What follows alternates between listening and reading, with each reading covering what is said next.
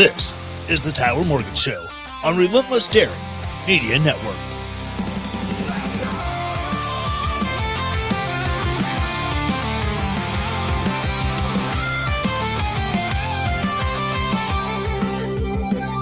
Welcome to the land of bourbon and bad decisions, where the nights are long and the truth cuts deep. Voices rise against the tide with clear intentions in a place where freedom never sleeps. Echoes of the past in the halls of tomorrow. The light will chase away the whispers of sorrow. Stand tall, never bow, the fight's just beginning. With every word, the fire keeps on spinning. After all, they've got a message for the nation. Raising up the flag with no hesitation. Through the storm, the fire burns bright. On the edge of reason, we defend our rights.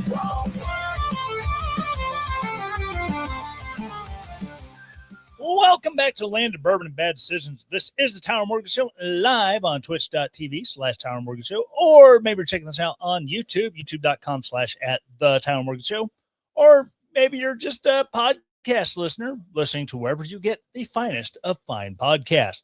If you're checking this out on YouTube, be sure to hit the like and subscribe and all that silliness, and hit the bell for notifications.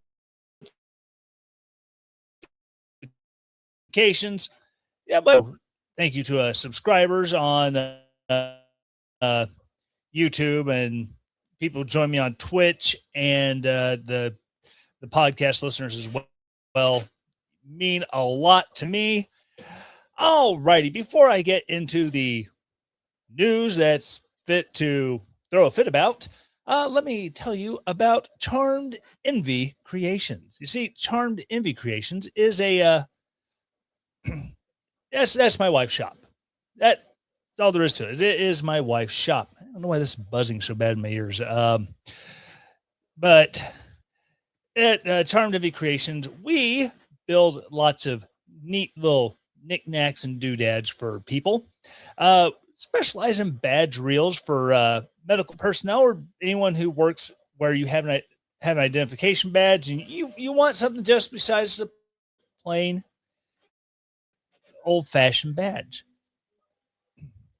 I can find the right button here. Right. I've been off a couple weeks because it's been busy. I forgot how everything is mirrored on the screen. Sure to go to the QR code or use the link in the show notes and go check out our lineup of badge reels, enamel pins, and 3D printed gifts that you can order, and we will get shipped direct to you. Use the code Tyler10 to save 10%. And yeah, check it out. Like I said, lots of neat stuff. We put a lot of effort into it to make badge reels and other 3D printed stuff that is just kind of fun to have and stand out at work, or maybe you want a desk goose. Oh my God, I don't have any desk geese to show off. The desk geese are really cool. The porch goose trend has kind of resurfaced lately, and so we found 3D models of a porch goose, except it's, I don't know, about 7-8 inches tall, and you put it on your desk and you buy accessories for it. And you make it look the way you want.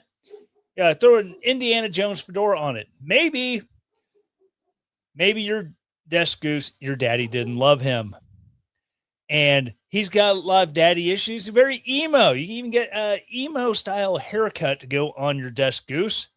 Let everybody know that you're edgy without, having an upset Cobra chicken to harass everybody. But check us out today at charmedenvycreations.com. Use the promo, use the promo code Tyler10 to save 10% off your order. All righty. Man, there's been a lot going on. Donald Trump has a big press conference Thursday night, and everybody on the left is like, oh my God, he's going to declare that Raphael Warnock and John Ossoff are illegitimate senators, and he's going to declare that they need to be kicked out of the Senate. And yeah, that didn't happen. He did release a lot of information, declassified a lot of information about Russia involvement in the 2016 election, as well as Chinese involvement in 2020 and 2024. And instead, people going, holy crap, I'd like to apologize on behalf of my dog being an asshole right outside the door.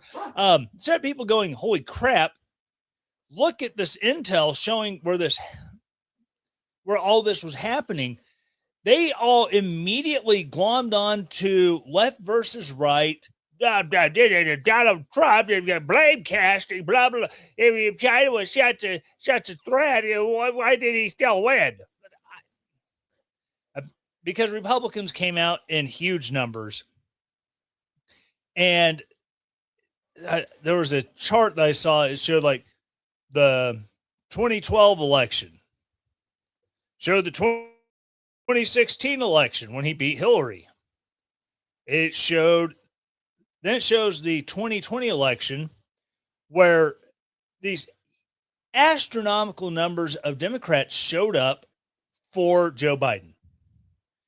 And then the 2024 election, Republicans came out strong, higher than in 2016, but still nowhere near the numbers that came out in 2020 for Joe Biden. Yeah, we all saw the graph. Donald Trump kind of goes up and over. And then you have the Biden numbers where it goes up, straight up, and then over. And and I can kind of see where you get little fits and starts giving you those straight lines as you get batches of mail-in ballots and absentee ballots that get tallied at the last second. So driving me crazy, the buzzing. It's like little fits and starts like that, I can understand. But when the ballot counting just stops, and then all of a sudden, every absentee ballot, or if not every absentee ballot, at least at like a 5-to-1 ratio comes in for one guy, yeah, that leads me to believe there could be some shenanigans and chicanery going on. And I'm not saying that 100% 2020 was stolen. The preponderance of evidence suggests that there was shenanigans and chicanery. But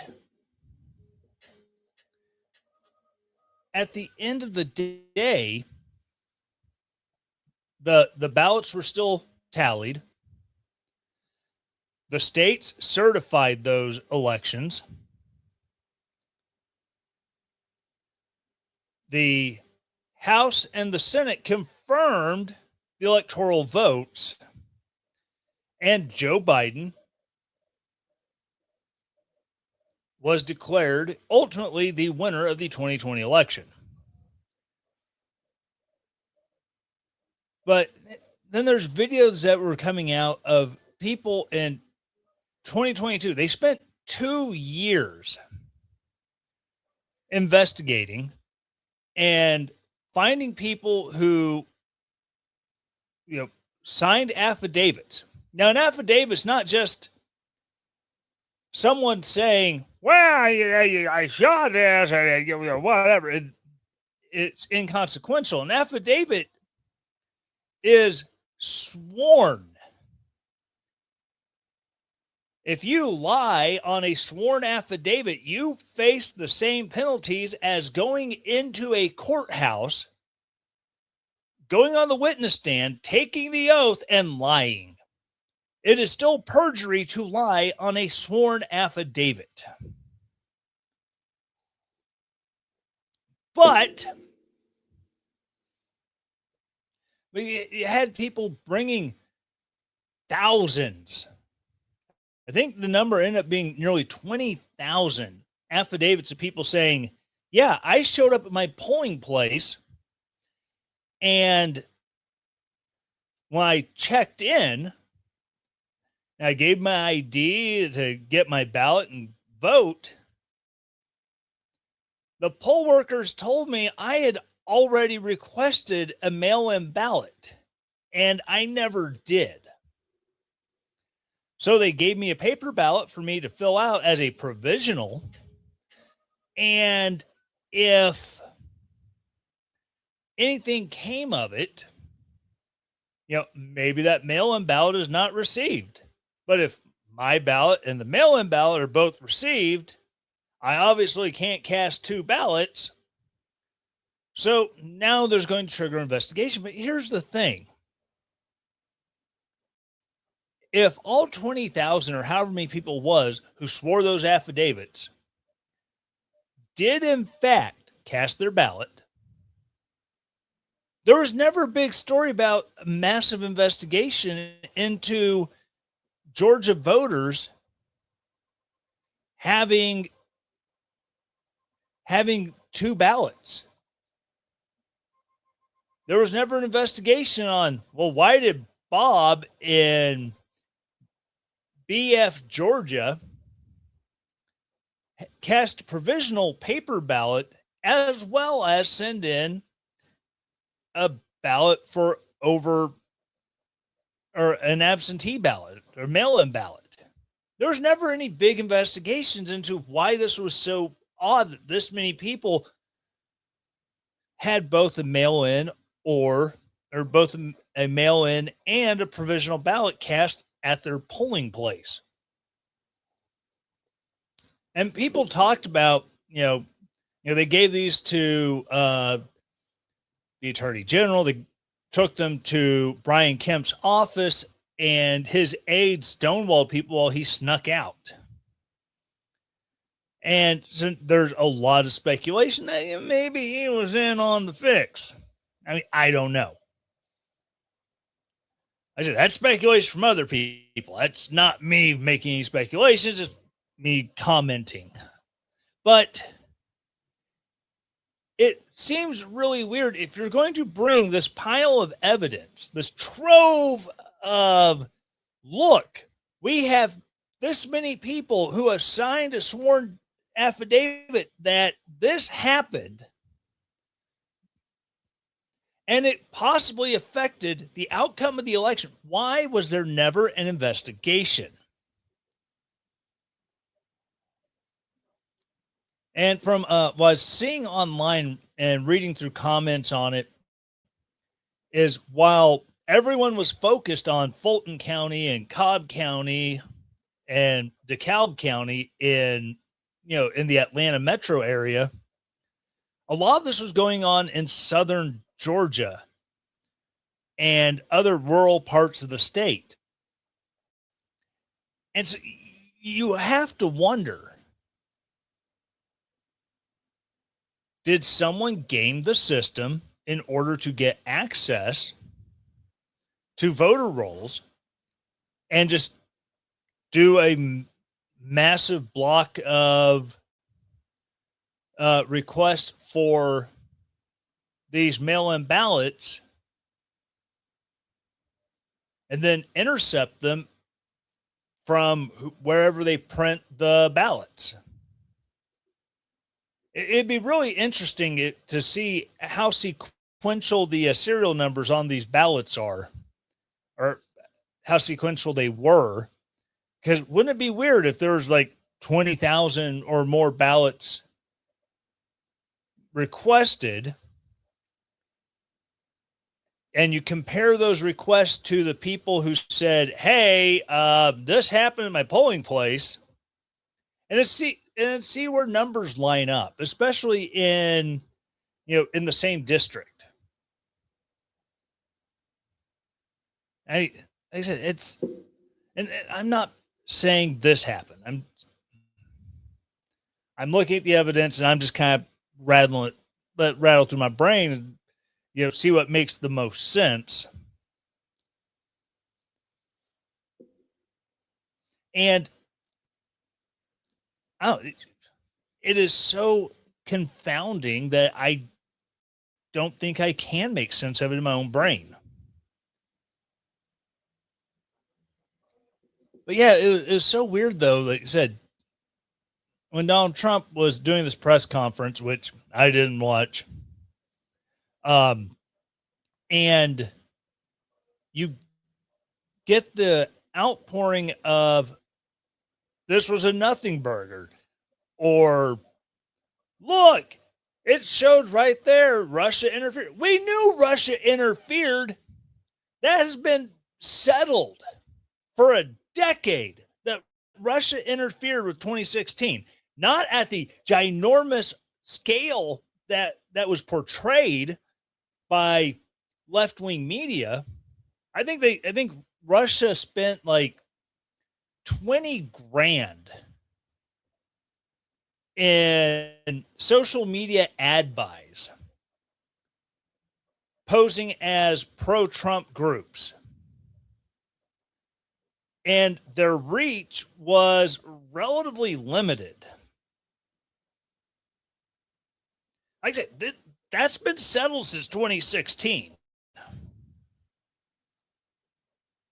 But finding out now that Venezuela was trying to get in on it, Maduro was ordering it, finding out that China was getting involved in running pro-Biden stuff in 2020, which, China did have a big effect on the 2020 election. It was called COVID.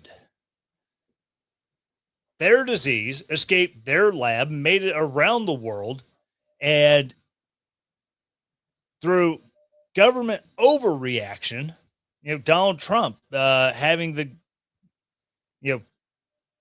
the payroll protection or whatever, the PPP loans through the SBA,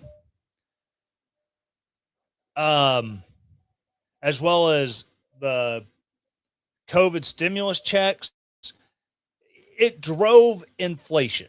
Also adding to the economic woes was all of the negative effects on transportation, on production, on manufacturing. It drove down the supply of things.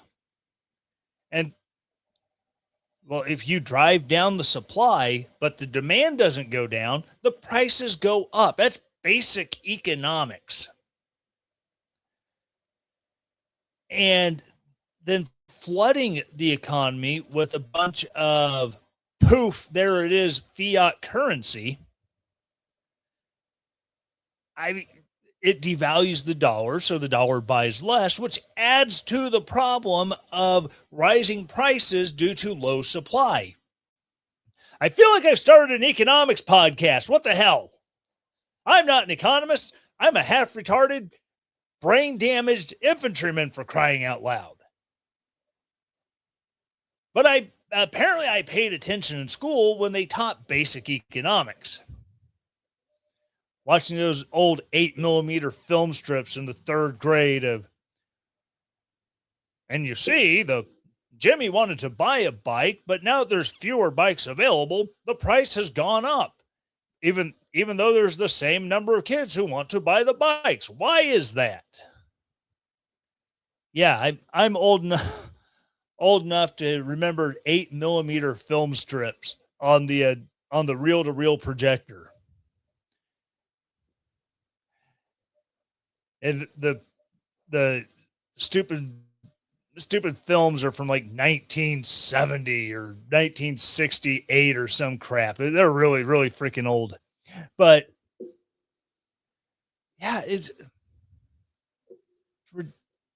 ridiculous. But you like I said, you had that economic unrest, and if you want to influence an election one way or the other, economic unrest is a damn near perfect way to push an election a certain direction.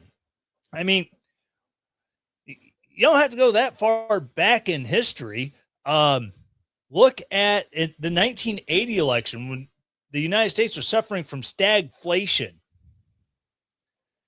Through the roof credit, through the roof interest rates. People couldn't get credit to buy a home, buy a car, or any of that. Who was in office? Jimmy Carter. What happened to Jimmy Carter? He lost his reelection bid to Ronald Reagan. Go back to the 1928 election? Oh, when was the big economic crash?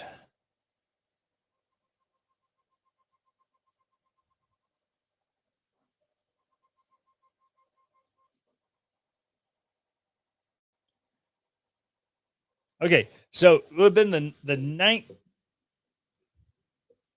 1932 election. You had the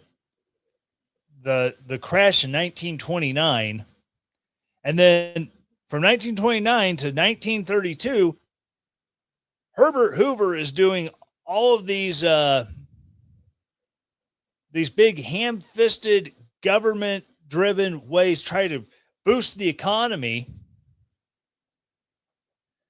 and he ends up getting unseated by FDR. Now, everyone talks about how all the good stuff FDR did during his presidency to get us out of the Depression, even though he extended the Depression by nearly 10 years. And it took a world war and massive spending, having to bring even more people into the workforce in order to meet production goals, either our allies with Lend-Lease equipment and vehicles, or our own war material production. That's what got us out of the Depression. But I'm sure someone may notice the Don Lemon is worser coffee mug from the old former Stu Does America show. But all this was going on, and with the 2020, and that definitely led to a good portion of Democrats turning out, and even Republicans are like, oh, Donald Trump, blah, blah, blah, blah, blah, blah, blah. Which, don't get me wrong, there's a bunch of Republicans. They were already, Donald Trump, blah, blah, blah, blah, blah. Look at me. Pick me, Democrats. Pick me. I wish I could get a clip and put on here of Meredith Grey from Grey's Anatomy. I just want to superimpose like Rick Wilson or Adam Kinzinger's face onto hers when she looks at McDreamy, and then it cuts back to her. Well, McDreamy's face is going to say Democrats over it. It cuts back to her. Pick me, choose me, love me. I just want Rick Wilson or Adam Kinzinger's face superimposed on it, because they're the biggest freaking pick-me's I've ever seen. Oh my gosh. And it's still going on. Is that these moose knuckles will sit here and just like spout every Democrat talking point. It's like, dude, I get it. You love the D. You'll do whatever you have to in order to get the D to bless you. And you will swallow whatever the D gives to you. But at the end of the day, when you are no longer of use to them, they're going to kick you out. Again, I've brought up this metaphor before. You are that high school cheerleader, that sweet virginal thing that just wants to be with the star quarterback so bad. And now you've gotten with the star quarterback, and you will drop trowel anytime star quarterback requests it. You will do any number of depraved things. As long as the star quarterback keeps paying attention to you, it keeps giving you that love, or what you think is love, because daddy at home doesn't love you, mommy doesn't care. So you need whatever affections you can get from the star quarterback.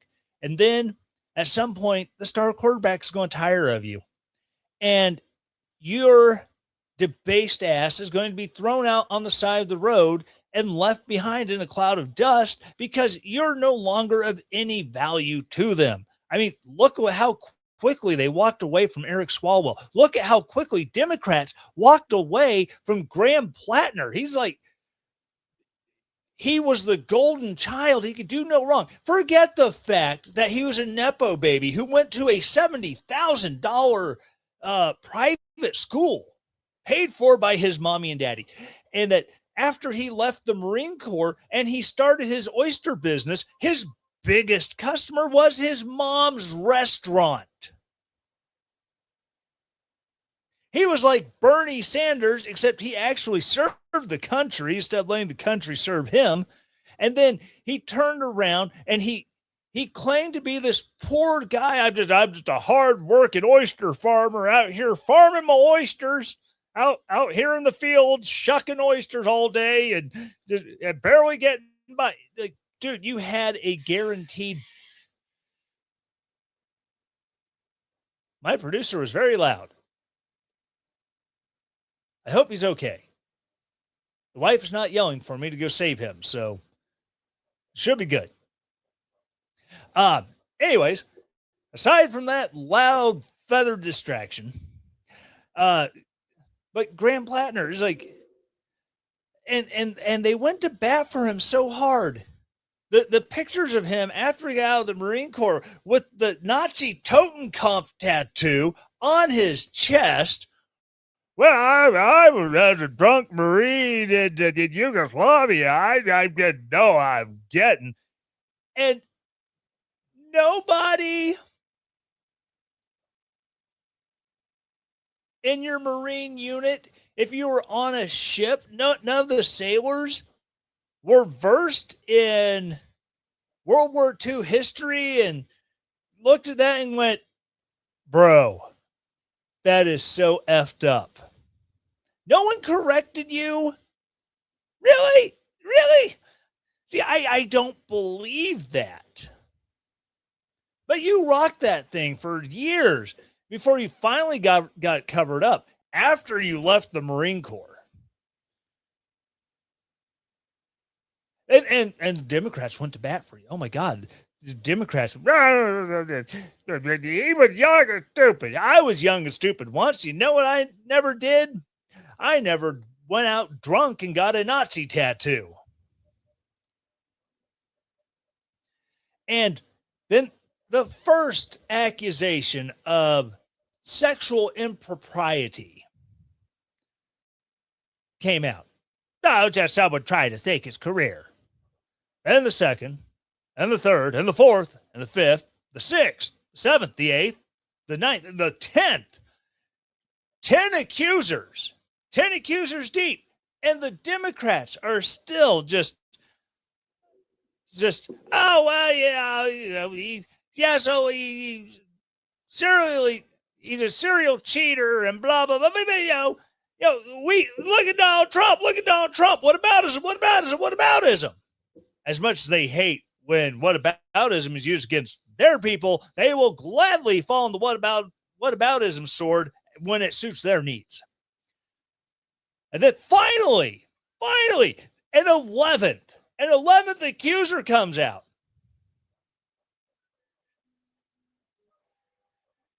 And this is a person who is torn. Oh my God. Well, yeah, I really like his platform and the things that he says, but I'm almost willing to put what he did to me on the back burner to support him, but I don't know. I mean, come on. Why? Why would that makes no sense?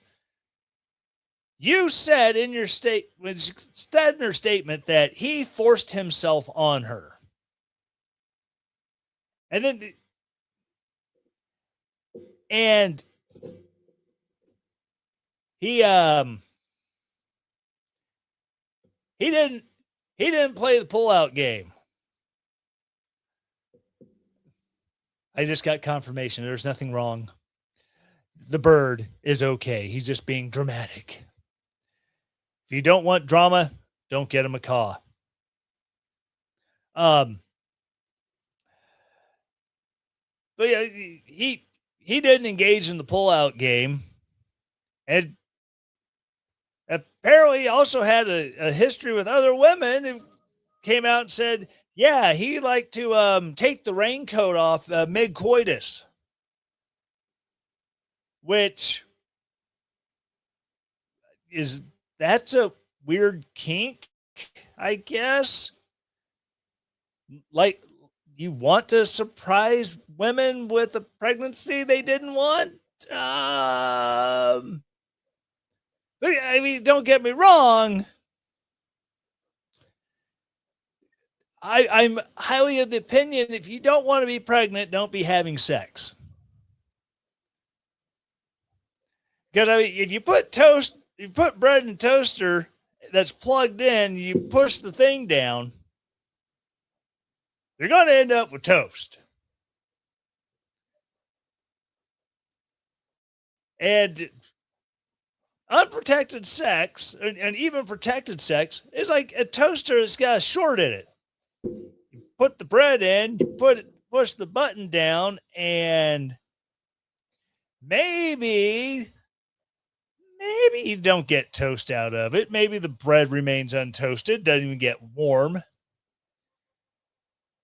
But eventually, you play. You know, the old saying, you bet against the house enough, eventually the house wins. Eventually that bread's going to become toast. Eventually, the unwrapped tool is going to lead to something. But it's ridiculous. It took that many accusations, and now like one of the front runners to replace him, now that he has dropped out, although I don't know if he's actually I'd heard a report that he hadn't actually submitted his paperwork to remove himself from the ballot yet. I don't know. Maybe the Democrats are saying, it's like, no, there's no need to voluntarily remove. We are kicking you off because you're such an embarrassment. But now they have some dude who thinks he's pretty, and imagine Shrek in a wig. That's the only way I can describe this glorious, beautiful woman. Shrek in a wig. Talking about gets her monthlies through the back door.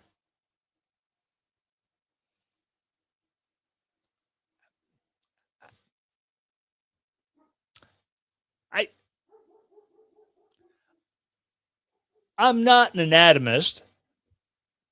As I said, I'm a half retarded, brain damaged infantryman. But I'm not sure that's how that works. I mean, I've only been married for like 23 years.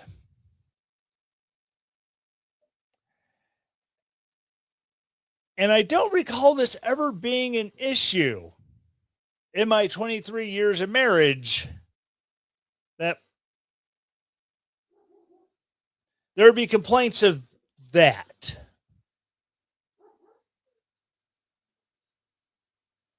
Bro, I think you just got bleeding hemorrhoids. There's a medical procedure that can fix that if it's that bad. Maybe lay off the cheese. Don't strain so much when you got to do a number 2. And maybe once a month, you won't be having some bleeding down there. I'm just saying. I hate to be gross, but if you're going to publicly broach the topic,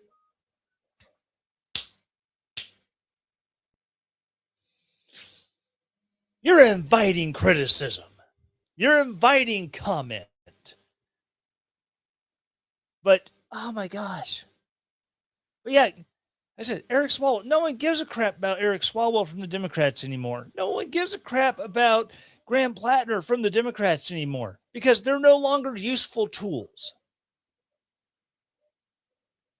And when Trump is out of office, and hands down, Marco Rubio and J.D. Vance are more moderate than Donald Trump.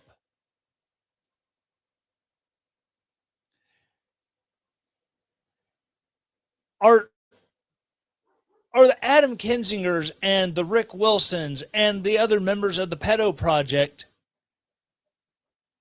going to be as hardcore against them as they were against Donald Trump? Are Democrat donors going to continue to keep the Lincoln Project in business with their donations?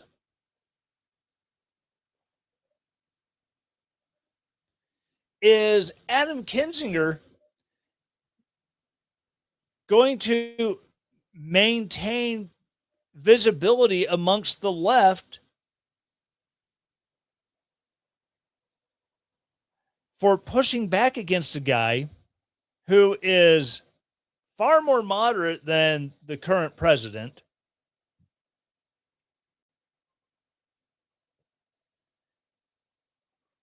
and not as volatile? Yeah, I admit I'm not part of some crazy Trump cult. I can admit when Donald Trump is off the rails. I'm at the point now,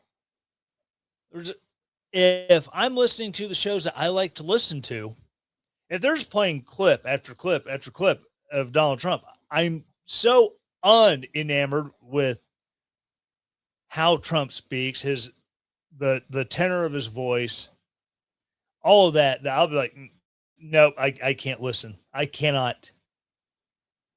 And I turn it off. I go back to one of my audiobooks. I'll go back to Dungeon Crawler Carl or whatever I happen to be listening to at the time. And it's just,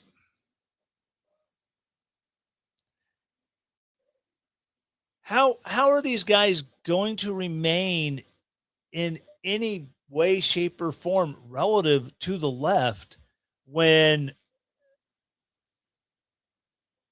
now it's not Donald Trump is a crass asshole.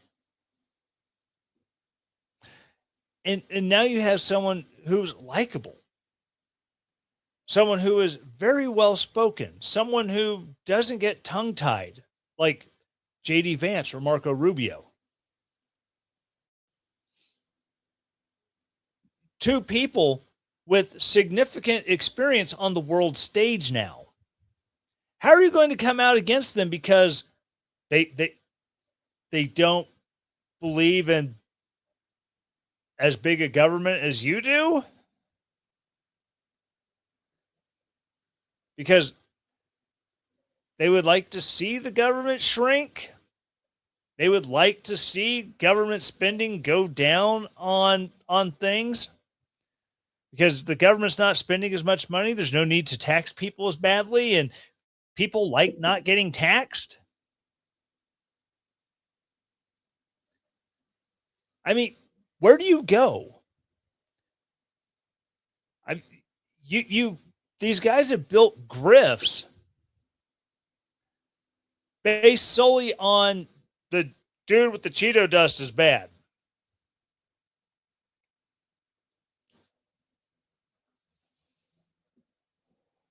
And after 2028, I don't see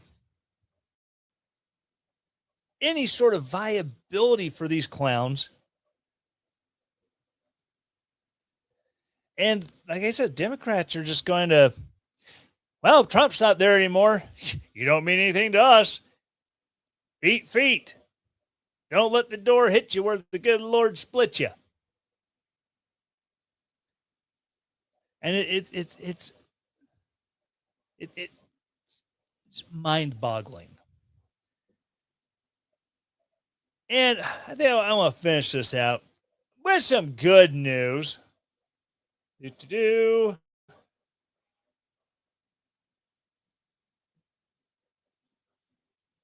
Actually, you know what? If I have time, I'll get to the good news on guns. But it's comment on a Facebook post from Piper for Missouri. I don't remember Piper's last name. It's that inconsequential, but I see her post all the time. It's a picture of her hugging a soldier. Don't know who it is, but it's her hugging a soldier returning home from somewhere. And she's talking about Donald Trump and his forever war and blah, blah, blah. He started a new forever war. Well, no, he didn't. You know who started a forever war? The Iranians. I know that's hard to believe, but here's the thing. This isn't a forever war that started in early 2026 with Donald Trump bombing the crap out of a bunch of places and getting into a prolonged dispute with whoever's in charge over there over the Strait of Hormuz. No. See, this forever war started in 1979. Last time I checked, that's 47 years ago. Almost 47 years ago. I don't think we've gotten to the anniversary of the Islamic Revolution and the storming of the U.S. Embassy, in which, was it 50 some odd American personnel were held hostage for 400 days. Oh, no, they weren't hostages. They were guests of the Ayatollah. They were hostages. That is when the forever war started. That is the ultimate forever war. And we have been fighting Iran via their proxies since 1979. Now, granted, there was a time where we were kind of shoring up the Ayatollah and, you know, the whole Iran-Contra thing. But generally speaking,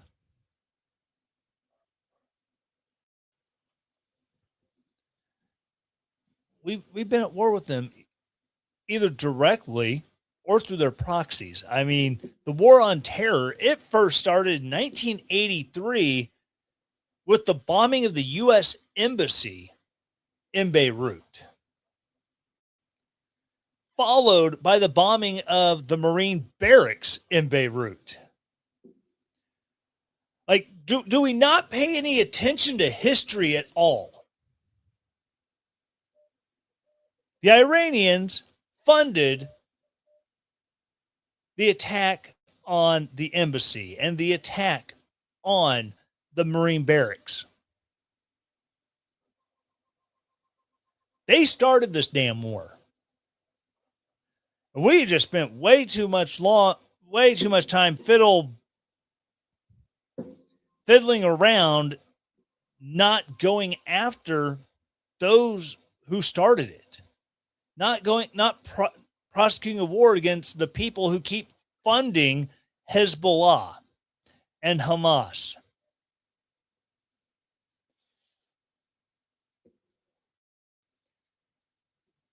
But no, Donald Trump didn't start a forever war.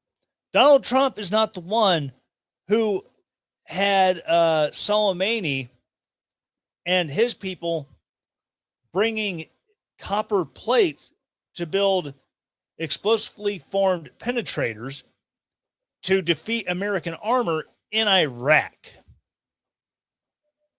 Donald Trump wasn't telling them to do that. Wasn't funding that. Wasn't using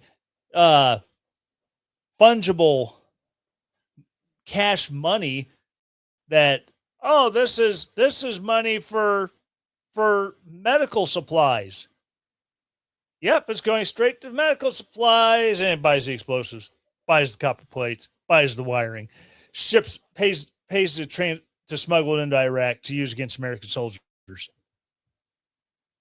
And then they complain, oh, it's Donald Trump's fault. Like, if anything,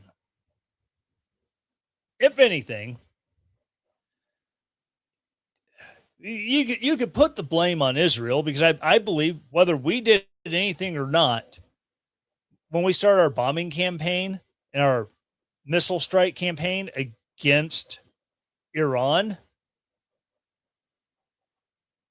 it was because Netanyahu said, I don't care what you do, I'm doing this.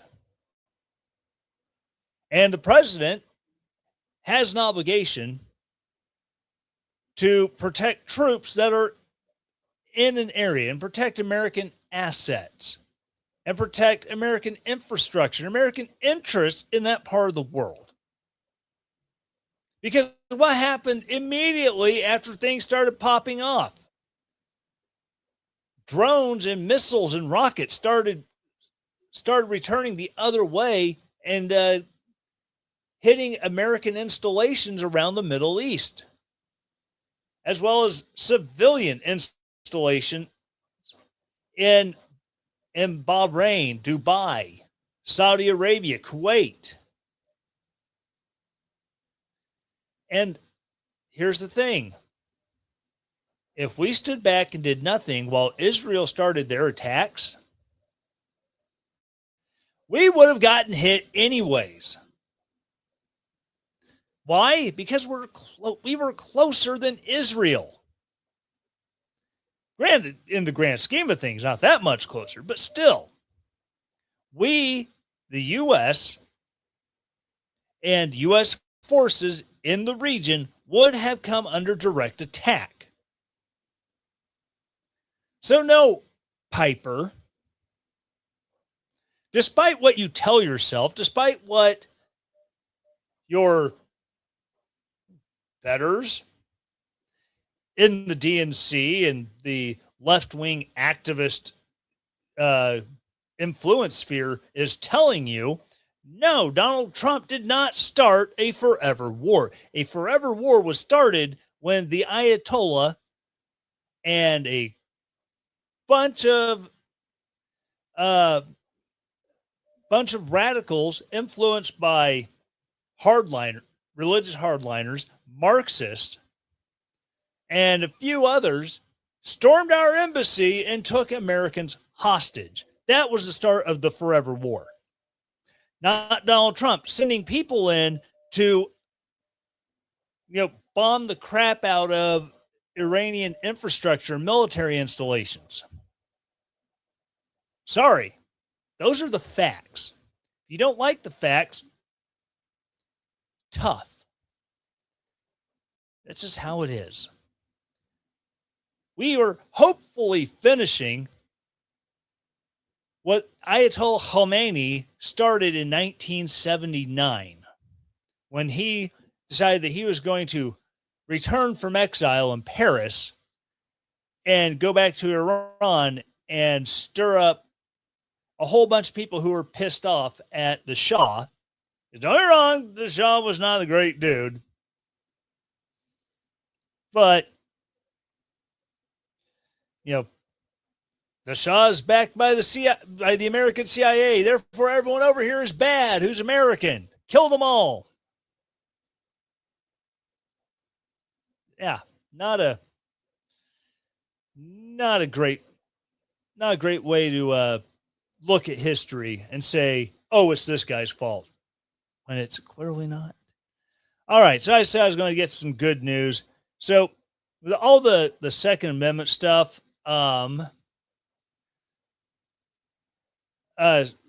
recently New Jersey had their gun laws, some of them, overturned. All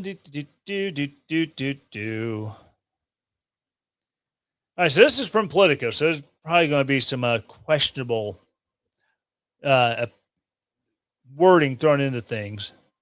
So, appeals court strikes down New Jersey's assault weapons ban and magazine limits. Third district opinion strikes the heart of the state's gun laws, among the most restrictive in the nation. Oh, it's not weird news like breaking here. Oh, surprise. Lisa Murkowski just announced she will vote no on the SAVE Act.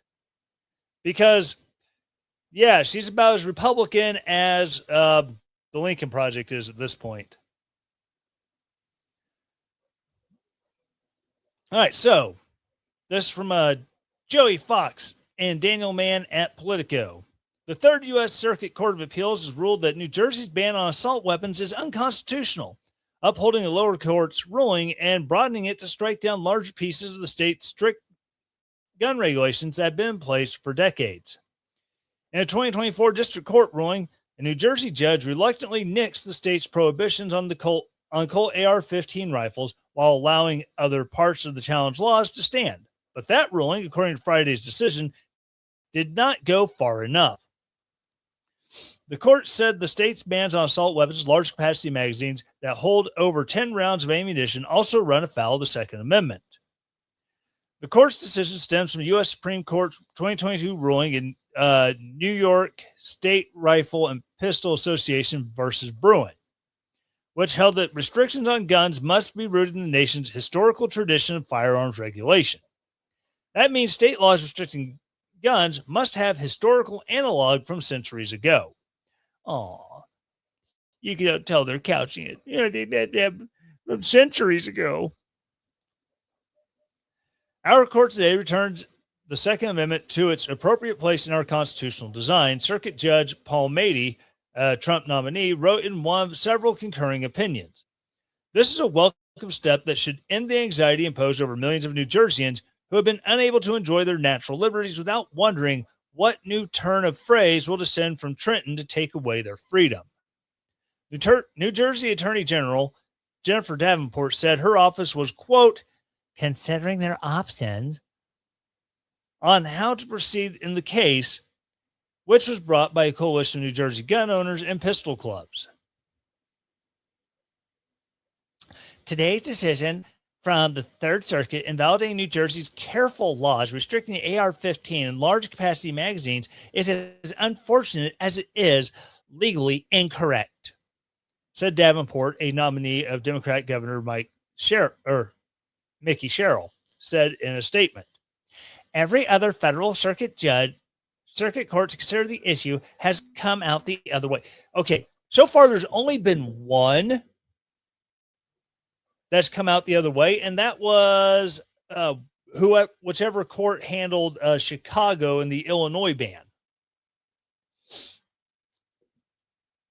Because that circuit court of appeals upheld it.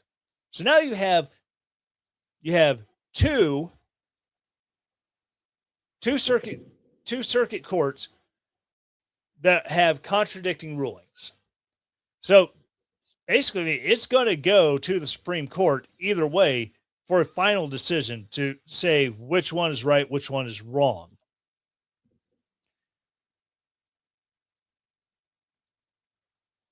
Many of the New Jersey regulations in question far predate Davenport's tenure and were defended in court by Davenport's predecessor, former Attorney General Matt Platkin. But Sherrill, who took office earlier this year, campaigned on maintaining and strengthening the state's gun laws. New Jersey has a long history of having some of the most restrictive gun laws in the country. In 1990, Governor Jim Florio, a Democrat, signed into law what was at the time the nation's toughest ban on assault weapons. Former Governor Phil Murphy, the guy who loved to take your grandparents, stick them in a nursing home, and then fill that nursing home's empty beds with COVID patients. That way it would kill off all the old people. Oh, sorry, I got a little carried away there. Phil Murphy approved the law lowering the magazine capacity limit to 10 rounds of ammunition in 2018. Murphy's tenure also included the enactment of the restrictions on guns in public places, most of which were upheld by a Third Circuit panel in September 2025 ruling. That case, however, is subject to what's known as an en banc review by the entire Third U.S. Circuit. And I'm pretty sure even this third U.S. Circuit en banc review is not going to matter because of the Hawaii decision, which if I get a chance to get into the 91 page legal ruling from the state Supreme Court blasting the U.S. Supreme Court for that ruling, oh, that's going to be fun because they're basically the Supreme Court in Hawaii is threatening secession because it's saying that the U.S. Constitution has no bearing on our state constitution, which I believe you're wrong, pal. That whole supremacy clause, you know?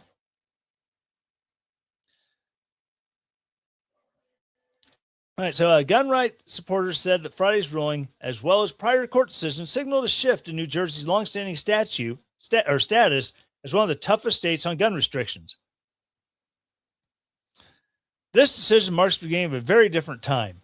New Jersey lawmakers have had free reign for decades and could pass whatever they wanted without accountability for decades. Scott Bach, executive director of the Association of New Jersey Rifle and Pistol Clubs, one of the plaintiffs in the case, told Politico, that era is over.